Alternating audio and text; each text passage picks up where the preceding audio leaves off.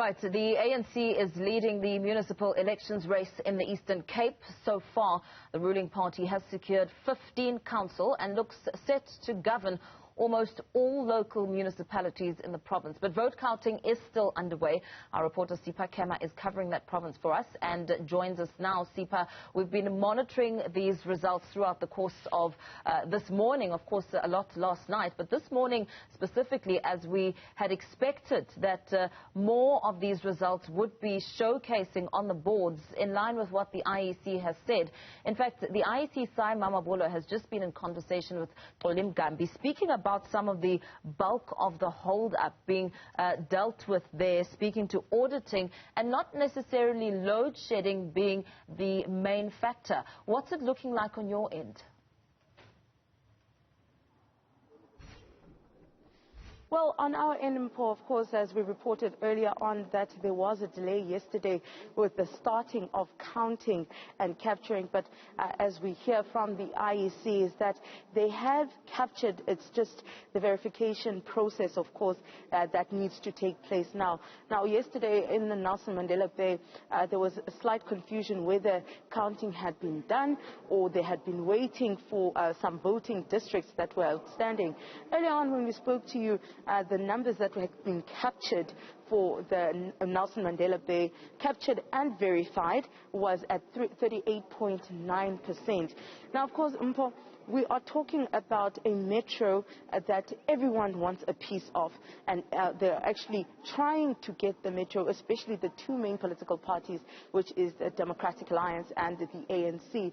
Now, I'm just going to take you back to 2016 real quickly, just to show you, of course, the coalition governments that have been in place in the Nelson Mandela Bay, because now there's talks of a coalition that might come up in the Nelson Mandela Bay again. Now, we know that this has not been successful in this region. Let's take a look at 2016. 2016, the DA-led coalition with the UDM came in, joined by the other smaller parties such as your ACDP, COPE, AIC, and so forth.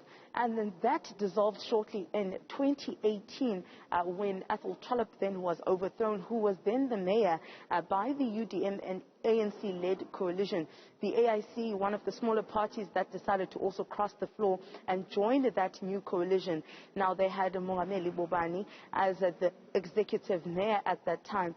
Then shortly, 2019, that's when the Nelson Mandela Bay had an acting mayor. The AIC was given the mayoral seat to take over while they were still trying to establish a new mayor, which then happened later on in 2019. That's when the DA resurfaced now, and Ngabapanga, who is the current DA mayoral candidate, came out as the mayor of the Nelson Mandela Bay. Now, of course, now you see the trends here where you see the inconsistencies within this coalition government, smaller parties crossing floors, and, you know, the bigger parties fighting for the piece of the pie of the Nelson Mandela Bay. Now, we're going to talk to one of the smaller parties, and actually a brand new party that came out in these local government elections and doing rather well, surprising a lot of the people. Now, the smaller parties, we know that they're the kingmakers, especially in the Nelson Mandela Bay. They're the ones that will probably have to decide where the vote sways, and they're the ones, the bigger two parties, will have to you try and talk to regarding coalition. Just quickly, I want to talk to Mr. Mkhuseli Jack, who's also a businessman in the Nelson Mandela Bay.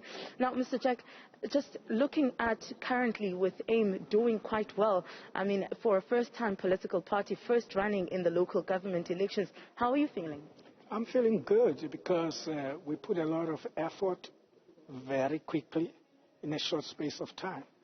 And I think it's tribute to the team that I amassed quickly for this job, because we thought that if we don't step in, the metro is going to get worse and worse. And in 5 years' time, there will be nothing to salvage for our children. And therefore, we decided to participate, and we are very happy with the limited results that we get. However, we will wait for the IEC to make the final arbitration on the matter. Of course, Mr. Jack. Now, Mr. Jack, we know you were in the beginning with the ANC, and then moving on to COPE, and now you've got AIM with you, which is your own political party. You're the founder of AIM as well. What would you say would make you change from a political party to become an independent, rather? Well, I mean, I was in the struggle for justice. I was in the struggle to see that justice is being made and our people get everything that they were promised, that the liberation struggle was all about. At any point when that is not fulfilled, I will take a stand. I don't care whether I take it alone. I will take it. And that's what I did in every step of my life. And this time around, it is because we have been watching the destruction of Nelson Mandela Metro, at least accelerating in the last 5 years, exchanging between the two main parties. And it looks from what I can see, this situation is not going to change between the two of them until some reasonable people come in and step forward. Even at a point of just theorizing and talking about it, I think that it's an achievement on our part. We brought the word Abantu so that we emphasize the importance of the people of this country and this metro. We brought the principle of integrity, the values of Ubuntu and Abantu, so that each and every official of the state can always remember that there are people and there is a principle, and that principle is to serve our people with integrity, etc., etc. Thank you so much, Mr. Jack. That's Mr. Jack, then the mayoral candidate for AIM.